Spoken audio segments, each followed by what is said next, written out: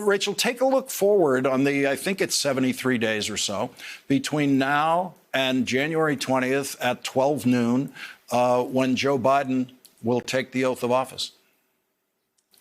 You know, I wanted to ask your take on that a little bit, Lawrence, because one of the things that I'm finding it hard to get my head around is there's a large distance between all of the discussion in advance of the election about what would inevitably happen if Joe Biden won, and Donald Trump would inevitably say, "Oh no, he didn't. I won, and it was stolen from me, and everybody should riot," or whatever it is he's going to say.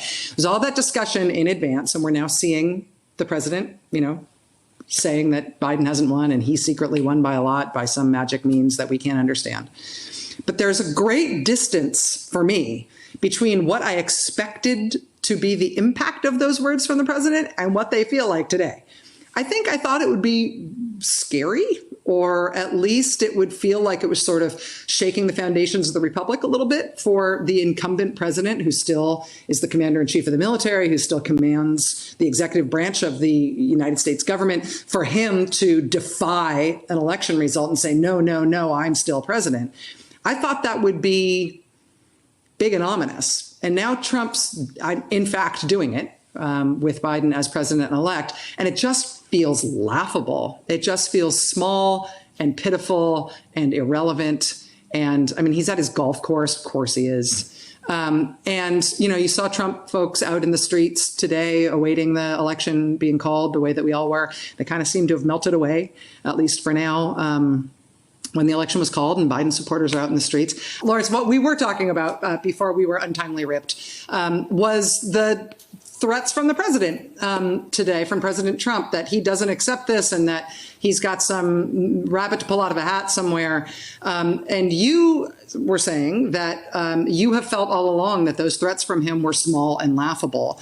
I was more worried about what that would feel like in terms of a sort of threat to the basic civic foundations of the country. I was more worried about that until it actually happened. And the size of the Biden victory, the lack of any significant irregularities anywhere, the lack of any significant legal challenge. I mean, the sort of dog that didn't bark here is that the Trump campaign did immediately out of the gate threaten lots of lawsuits. I mean, you'll remember that the president threatened lawsuits over the outcome before people had even gone to the polls on election day.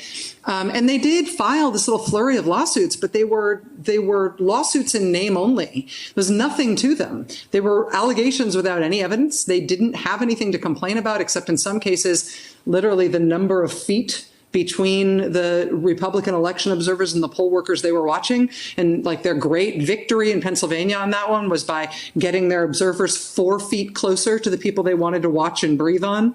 Like, okay, congratulations, you got that. Their big substantive challenge is about this tiny sliver of votes in Pennsylvania that were postmarked before Election Day, but received Wednesday, Thursday, and Friday, and those ballots have been segregated, and there's a question as to whether they could be counted while they're segregated. But like, it's this tiny little slice of thing. Well, where Biden's going to win by tens of thousands of votes, and he's going to win other states.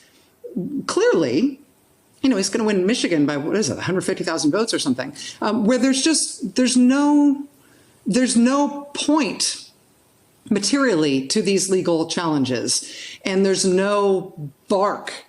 There's no bite behind the bark from the president here. And it doesn't seem like there's anybody other than, Ted Cruz, Lindsey Graham, and Kevin McCarthy, God bless them, who have decided to go down this rabbit hole with the president of defying the results of what appears to be a lawful and orderly election.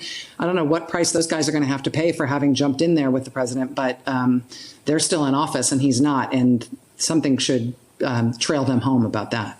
Hey there, I'm Chris Hayes from MSNBC. Thanks for watching MSNBC on YouTube. If you want to keep up to date with the videos we're putting out, you can click subscribe just below me or click over on this list to see lots of other great videos.